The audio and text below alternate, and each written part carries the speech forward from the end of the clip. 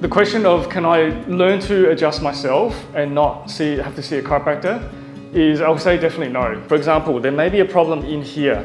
So as this vertebra misaligns, it can start to get really, really restricted.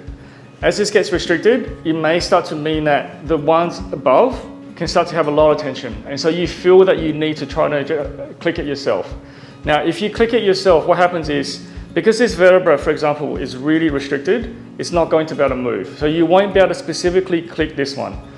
As a chiropractor, what we need to do is we need to see which segment is not moving well, so it's very restricted, and we need to adjust it to increase and help with the overall function of this segment. If you click it, what happens is a lot of times you end up clicking above. So what I mean by that is, for example, this segment is the one that needs to be adjusted. This is the one that's really restricted. This gets very stuck. It doesn't move. You're clicking essentially above.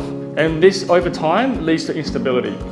If it starts to lead to instability, it starts to mean that it becomes more and more chronic, which means that the ligaments over time can weaken because you're constantly clicking it where it doesn't need it. This is a compensation reaction to what's going on down lower.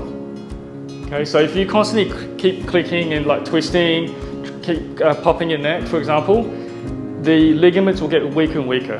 Like a rubber band, for example, that stretches over and over again. It starts to get weaker and weaker, and as that happens, you get more laxity. When you start to get ligament laxity, then it means that it's going to stretch even more, making it even easier to click, and it becomes very hard to stabilize. Now, what happens is when we do an adjustment, for example, let's say this segment here is where it's restricted. When we adjust it, because it's so fixated, because it's so stiff, whenever we do an examination, we always check for the range of motion of each vertebra.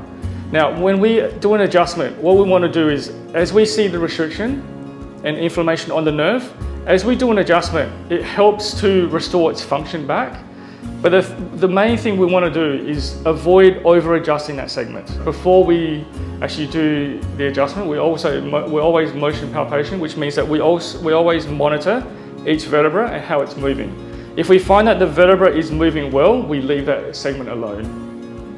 Okay, so that means that we don't over-adjust, and even though, for example, someone may have a lot of pain up in here, but if the segment is moving very well, then we don't adjust it. Okay, we leave it alone. That's why we're very specific in terms of how we check the patient and where we adjust. We always only want to adjust where it's restricted.